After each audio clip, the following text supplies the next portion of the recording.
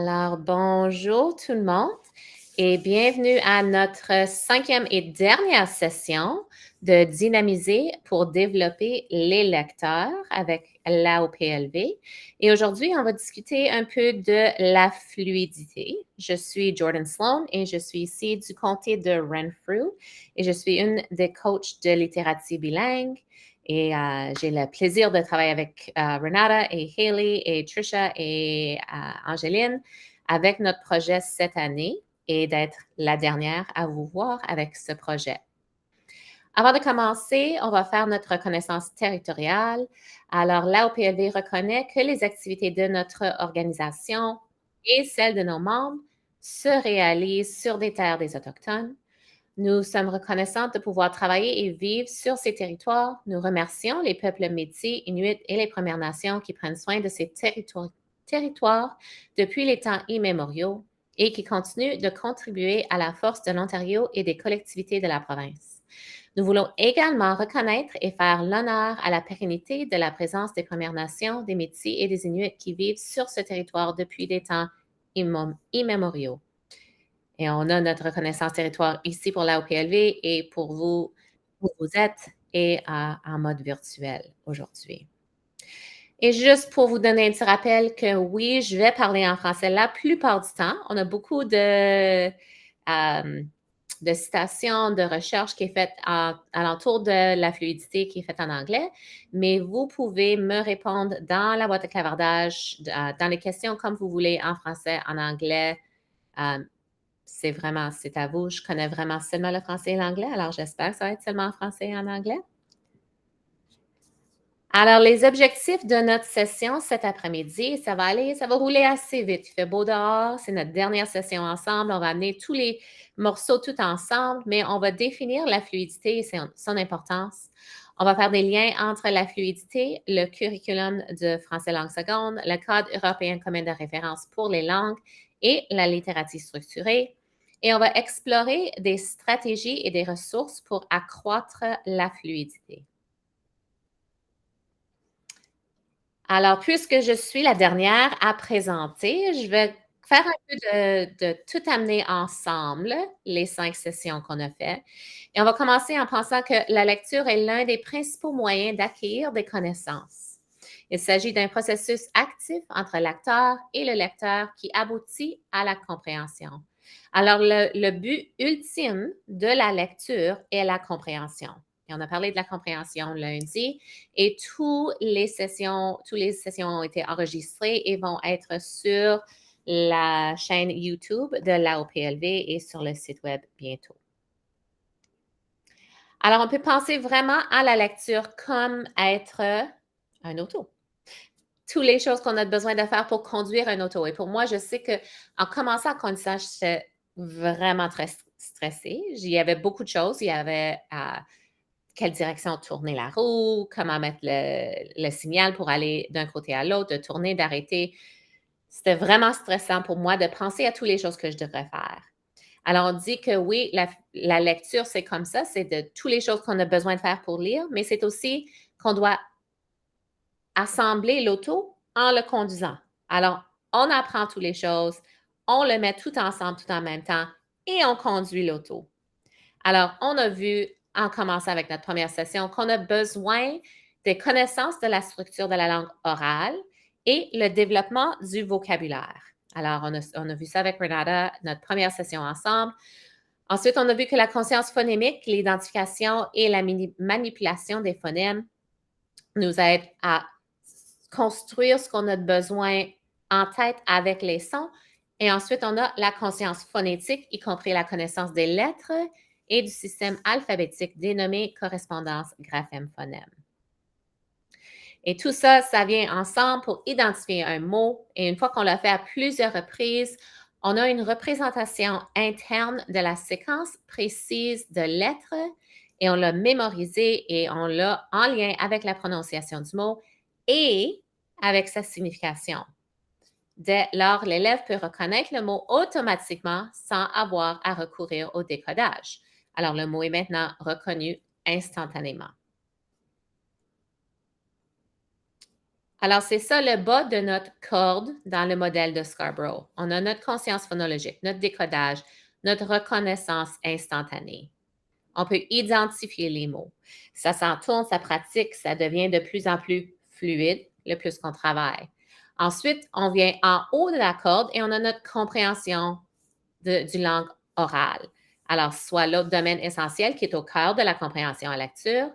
Et ça dépend des connaissances antérieures, du vocabulaire, de la capacité à déchiffrer des structures de la phrase formelle et complexe et de la reconnaissance des éléments qui assurent la cohésion d'un texte. Et on a vu ça lundi avec Angéline. Et c'est le haut de notre corde, les connaissances du monde, le vocabulaire. On a vu avec Renata les structures de langue, raisonnement verbal, connaissances sur l'écrit. Alors, on a besoin des deux bords de la corde qui viennent ensemble pour ensuite avoir un lecteur compétent et qu'on a la lecture fluide ensuite. Alors, je peux vous dire que selon la liste de 2022, What's Hot in Literacy, Fluency is not hot. Et en commençant à faire notre travail autour de la fluidité, je savais pas beaucoup. Je savais beaucoup autour du vocabulaire. Je savais beaucoup autour de la conscience phonologique, de la conscience phonémique, de la phonétique. Je savais toutes sortes de choses sur la compréhension. Je connaissais tous les morceaux que j'avais besoin, mais je connaissais pas grand-chose autour du fluidité, sauf que c'était comment ça sonnait quand mes élèves lisaient. À part de ça, c'était la rapidité, l'expression qu'ils ont, mais c'était pas quelque chose que je savais travailler avec mes élèves et je savais vraiment pas l'importance de travailler la fluidité. Alors, j'ai beaucoup appris en préparant pour la session aujourd'hui et je peux vous dire que fluency should be hot. Alors, on va prendre un moment avant de vraiment sauter en fluidité pour que vous partagez. Vous pouvez mettre vos micros, vous pouvez partager dans le chat. Qu'est-ce que vous savez déjà sur la fluidité? À part que fluidity is not hot.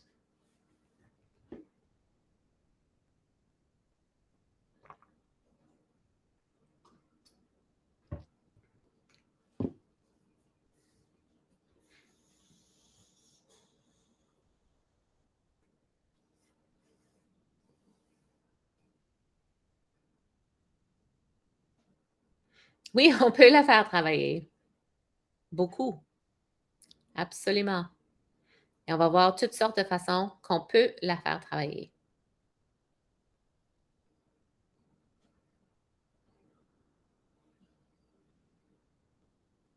Une reconnaissance des mots et du contexte quand on lit, oui. On a besoin de reconnaître les mots pour être capable d'être fluide en lisant, pour avoir de l'expression.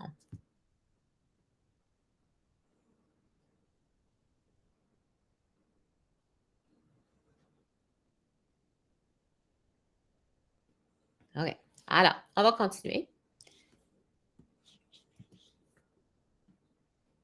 Alors, la fluidité, c'est vraiment c'est un pont entre l'identification des mots écrits et la compréhension écrite. Alors, notre lecture. Alors, en définition écrite, on peut voir que la fluidité est la capacité à lire des textes rapidement, avec exactitude et avec l'expression appropriée. On va voir les trois points nécessaires avec la fluidité. La fluidité contribue à établir un pont entre l'identification des mots écrits et la compréhension en lecture. Alors, j'aime vraiment l'ordre qu'on a vu les sessions pendant nos sessions de dynamiser les lecteurs parce qu'on a vu les deux côtés et maintenant on a le pont qui l'amène tout ensemble. Alors, on a dit les trois choses qu'on a besoin d'explorer avec la fluidité, c'est la rapidité, l'exactitude et l'expression appropriée. Alors, on va commencer avec la rapidité, excusez-moi, l'automaticité. Et c'est vraiment de lire avec une cadence naturelle. On ne veut pas que ça va trop vite. On ne veut pas que ça va trop lent. Et vraiment, ce n'est pas d'être un lecteur qui va le plus vite possible. C'est vraiment l'objectif que nos lecteurs soient entre le 50e et 75e centile de mots corrects par minute. Et on va voir ça par année dans notre prochaine diapo. Mais une fois de trouver la rapidité, c'est de prendre un court texte. On doit savoir le niveau de nos élèves, 100, 300 mots, pas grand-chose. L'élève va le lire pendant 3 minutes. Pendant les 3 minutes, on va compter le nombre de mots correctement lus, le diviser par 3 pour trouver le nombre de mots par minute. Alors, par exemple, si notre élève lit 156 mots correctement en 3 minutes, c'est 52 mots par minute. L'objectif, c'est pas d'aller le plus vite possible. Alors, Jan Hasbrook et Tyndall ont préparé des idées de où on devrait être à peu près avec nos élèves en termes de rapidité. Et on peut voir qu'on ne veut pas que nos élèves soient au 90e percentile ici. On veut que ça soit au 50e, peut-être 75e. Une bonne lecteur, ce n'est pas nécessairement une lecteur rapide.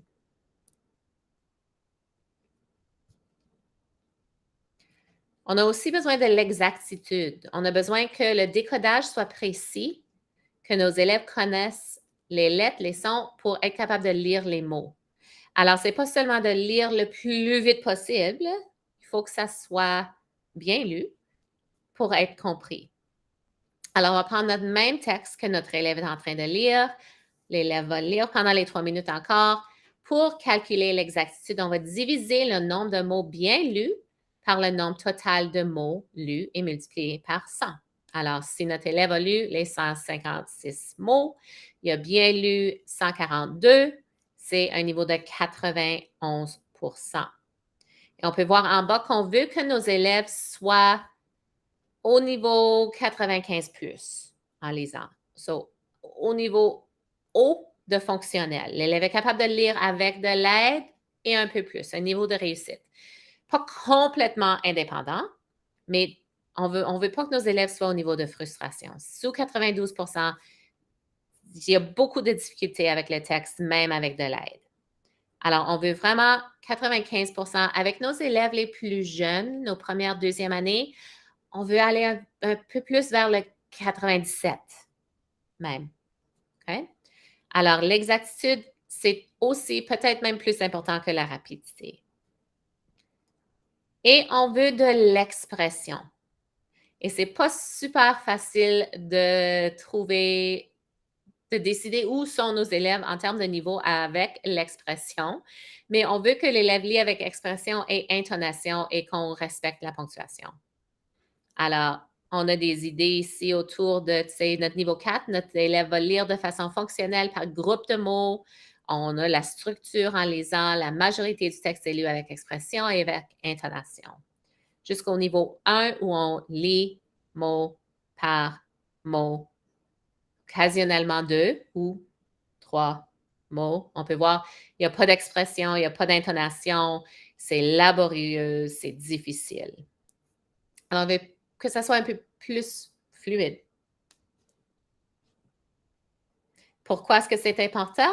Les lecteurs qui lisent mot à mot dépensent une grande partie de leur énergie à identifier les mots, ce qui en laisse peu pour la compréhension. Et c'est ça notre but ultime de la lecture, c'est de comprendre notre texte.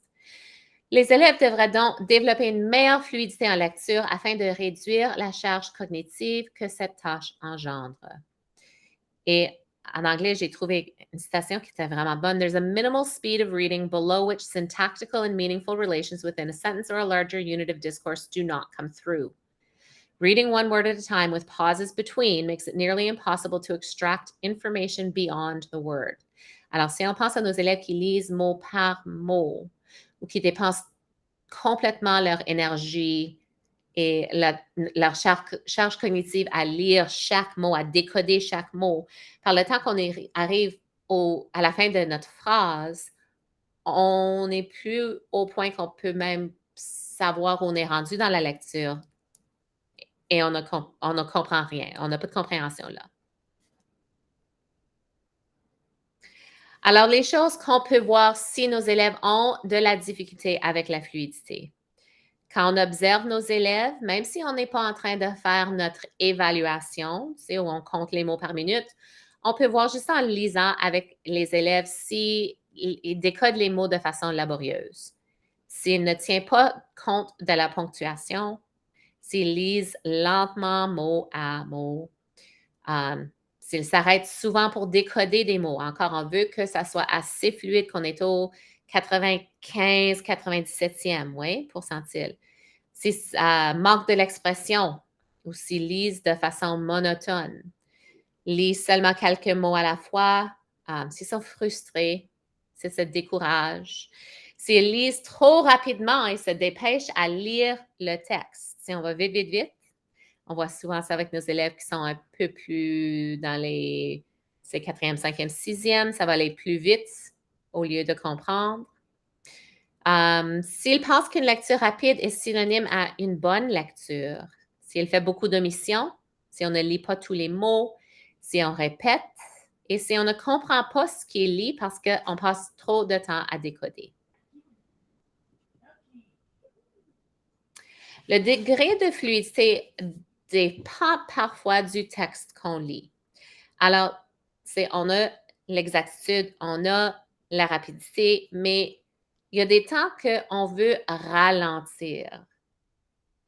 Et ce n'est pas parce qu'on ne peut pas lire, c'est parce qu'on doit ralentir pour comprendre encore plus. Peut-être c'est un texte qui n'est pas super dans notre normal. Par exemple, lire les instructions sur des médicaments. On doit ralentir ce qu'on fait pour vraiment être capable de comprendre. Alors, la fluidité va changer dépendant de ce qu'on lit.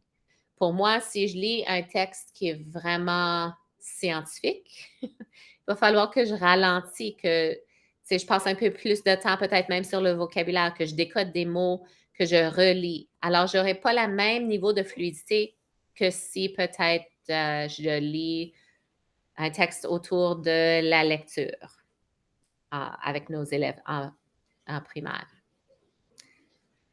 Alors, la fluidité et le CECR. Avec le CECR, on ne parle pas souvent de lire à voix haute. Alors, la fluidité dans le CECR, c'est vraiment travailler le message à l'oral. C'est travailler l'oral avec nos élèves tout au long. Et ça va être le pont entre l'oral et la compréhension. Alors, ça va tout amener ensemble.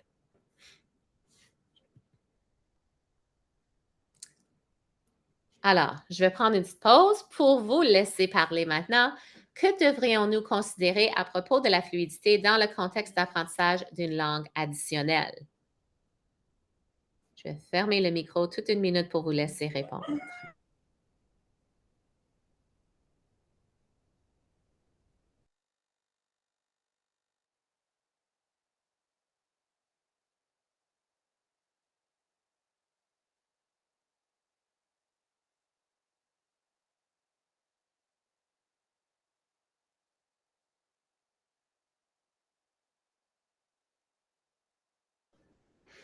Oui, merci, merci, Trisha. Les élèves ont besoin de plus de temps et plus de pratique.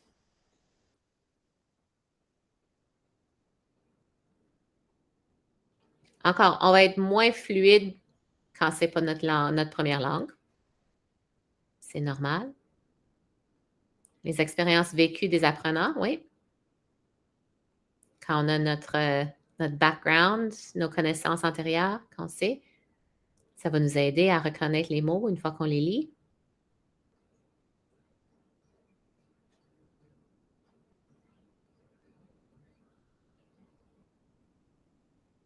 Quand les enfants rencontrent des nouveaux mots de vocabulaire, les mots qu'ils n'ont jamais vus, oui. C'est de tout amener ensemble, oui. On doit être capable de décoder le mot, mais de savoir ce que le mot veut dire, qu'est-ce que c'est. Alors, on a beaucoup autour de la fluidité dans notre curriculum.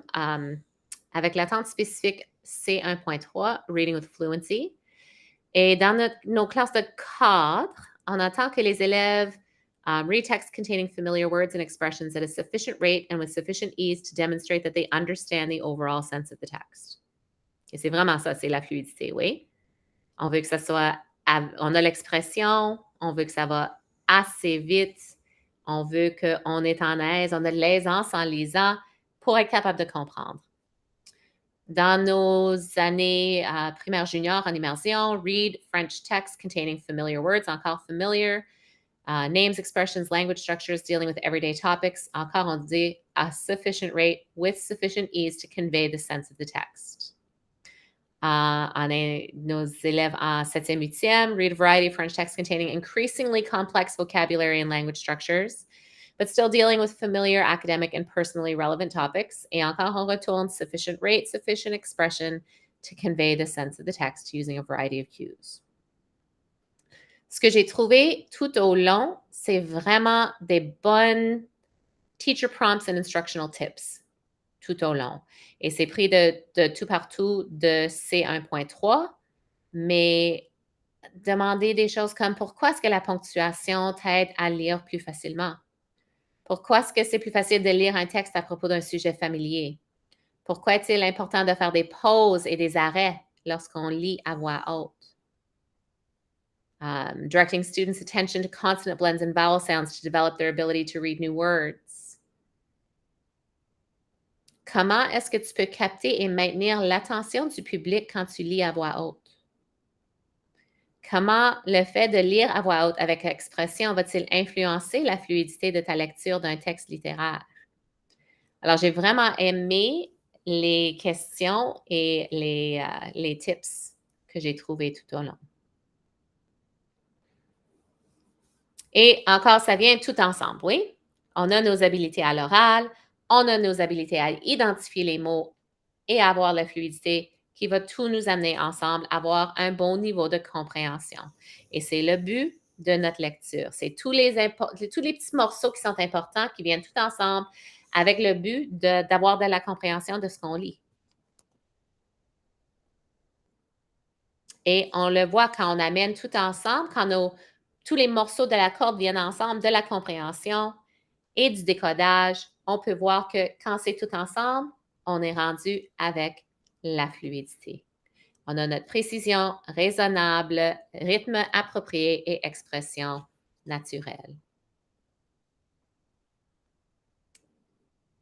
Alors, c'est une question, mais on ne parle pas trop, alors je vais laisser celui-là se passer. Comment voyez-vous la fluidité interagir avec les autres brins de la corde de lecture? Et on le voit ici. C'est quand tout vient ensemble. Quand on connaît les mots, quand on est capable de les décoder, ça va aller plus vite. On a une reconnaissance instantanée des mots. La lecture est de plus en plus automatisée. On a notre background qu'on peut tout mettre ensemble, notre vocabulaire, notre compréhension de langue, et ça vient tout ensemble. On est fluide dans ce qu'on lit. On est assez rapide pour être capable de comprendre. Et voilà, on peut comprendre notre texte. Et des choses toujours pour retourner à de la planification équitable et inclusive. On cherche la sécurité, l'identité linguistique. On est toujours au courant des élèves ayant des besoins particuliers, des apprenants, apprenantes multilingues, des groupes marginalisés et tout autour de la sélection de nos ressources. Alors, avant que je vous donne des idées, comment est-ce que vous enseignez la fluidité avec vos élèves et est-ce qu'il y a des choses que vous aimeriez ajouter? Alors, avant que je partage mes idées, qu'est-ce que vous faites comme c'est là ou qu'est-ce que vous aimeriez ajouter?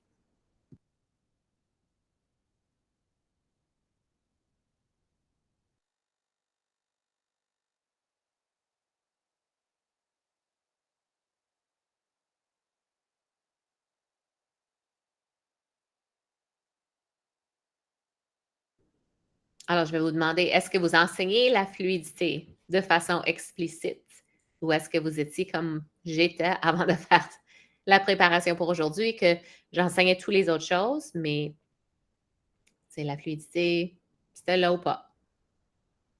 Nous lisons le même petit texte en première année plusieurs fois par semaine, oui. Lecture répétée. Flipgrid pour enregistrer les élèves. Ensuite, ils peuvent s'écouter eux-mêmes, oui. avec la technologie, modélisation. Oui, Annette?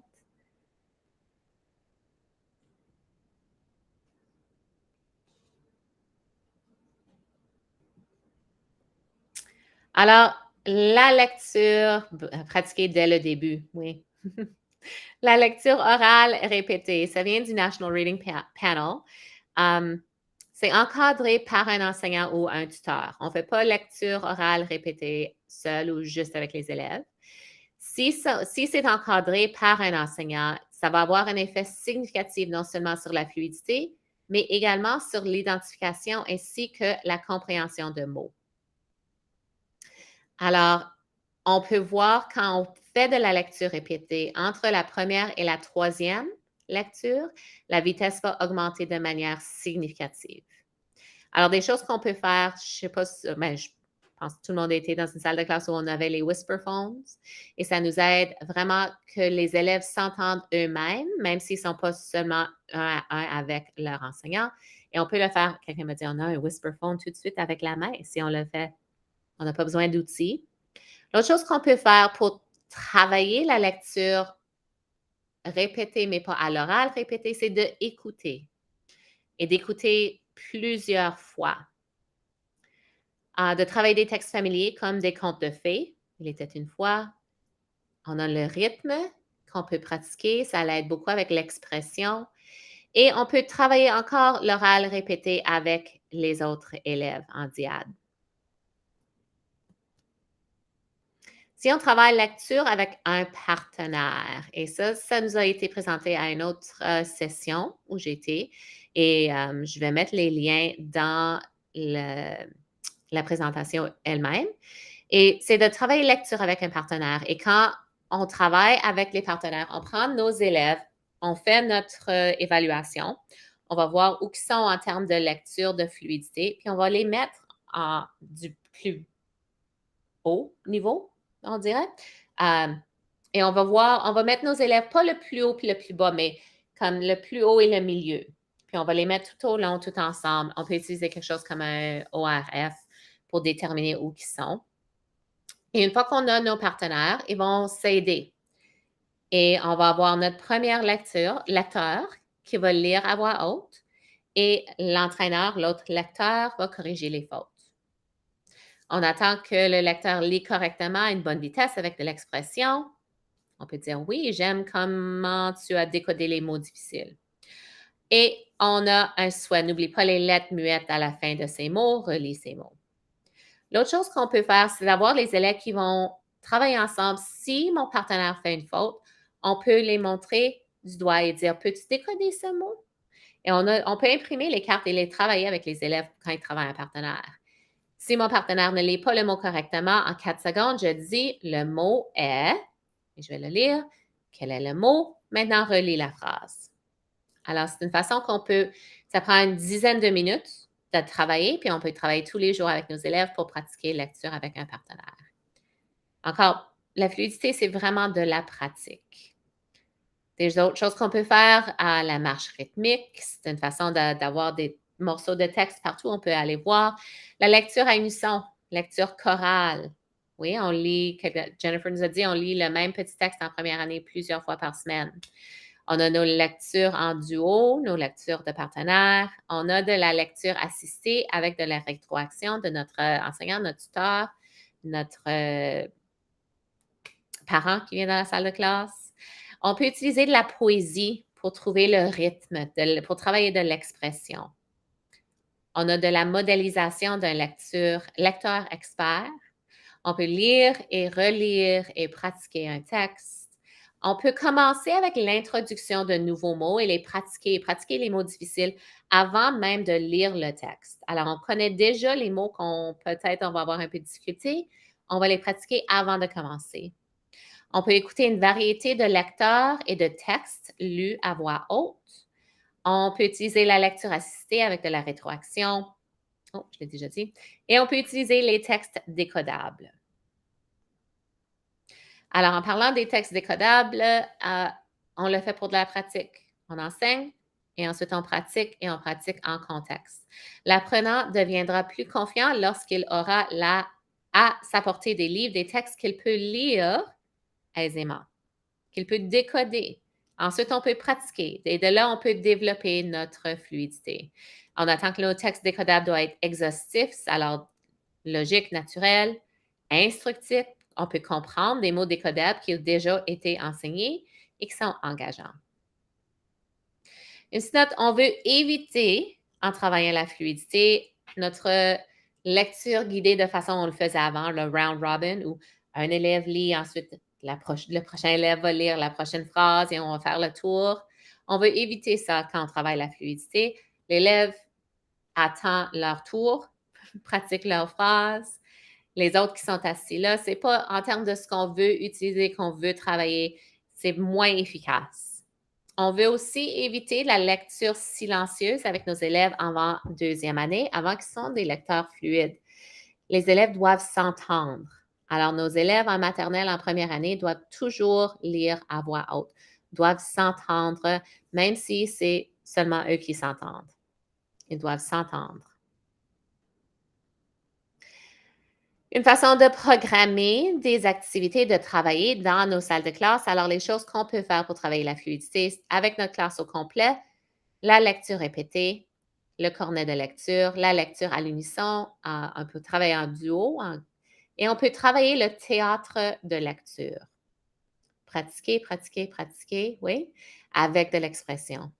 Ensuite, en sous-groupe, on peut travailler avec certains groupes d'élèves pour lecture de mots, de pseudo-mots, des phrases et des lectures par groupe fonctionnel de mots et la rétroaction. Et ensuite, en diade ou individuellement, on peut travailler des lectures de petits segments de livres avec rappel simulé et la rétroaction et la lecture de mots. On veut effectuer des tests régulièrement pour constater la progression. Alors, notre test de fluidité, on va voir notre texte lu à voix haute en chronométrant, en identifiant les erreurs, comme on a dit au début, mais on peut aussi observer nos élèves. T'sais, on connaît nos élèves, on connaît où ils sont. Si on demande à nos élèves de lire à voix haute, on peut reconnaître leur fluidité tout au long. Et on veut toujours savoir si nos élèves ont compris ce qu'ils ont lu. Quelques ressources pour travailler la fluidité et la lecture. On a beaucoup qui viennent de IDA Ontario, beaucoup autour de la lecture en français langue seconde. On a Building Competent and Engaged Readers to French Immersion et l'enseignement efficace des connaissances et des habiletés fondamentales en lecture. Tous sont liés dans les diapos qui vont vous être envoyés. On a aussi enseigné la lecture, ce n'est pas une science infuse et alphagraphe. On a des textes décodables si vous avez enseigné le code qui sont disponibles en graphone. On a IDELO. On a plein de choses en IDELO qu'on peut voir, qu'on peut écouter. Et on a Bookily. Encore, on peut écouter et lire en même temps, alors développer la fluidité avec nos élèves. Alors, quelles ressources et stratégies allez-vous essayer ou avez-vous des choses que vous utilisez déjà ou des ressources que vous utilisez déjà que vous pensez partager avec les autres qui sont ici aujourd'hui? Et aussi, sur quoi aimeriez-vous en savoir plus?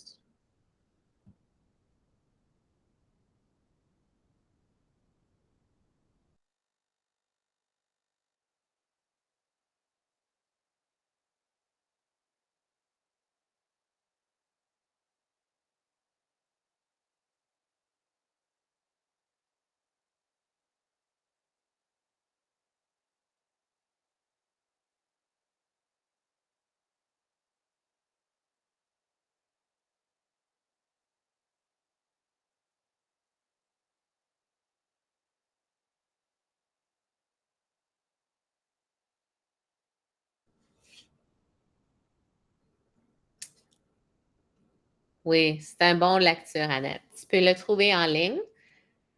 C'est Michel Ménard-Corriveau. Enseigner la lecture, ce n'est pas une science infuse. J'ai acheté le livre Apili, c'est un programme livre avec une séquence des lettres des phonèmes. Il y a plein de séquences qui sont disponibles. C'est vraiment de trouver celui qui va avec les ressources que vous avez dans vos salles de classe et qui fait du sens pour vous et de ce que vous enseignez. Alors, si ce soit, tu sais, sonographe, graphone, il y a plein qui s'en viennent bientôt, j'entends. Alors, pour terminer notre dernière session, je veux vous rappeler qu'un personnel enseignant informé est notre meilleure assurance contre l'échec en lecture. Bien que les programmes d'intervention soient des outils très utiles, ce ne sont pas les programmes qui enseignent, mais bien les enseignants et enseignantes. Alors, je veux vous remercier d'être venus pour les 5 sessions avec nous, de prendre le temps d'apprendre tout autour de la lecture structurée, de toutes les choses, tu sais, de la conscience phonémique, phonologique, phonétique, vocabulaire, compréhension et fluidité qui vient tout ensemble et pour vous donner ce que vous avez besoin pour travailler avec vos élèves.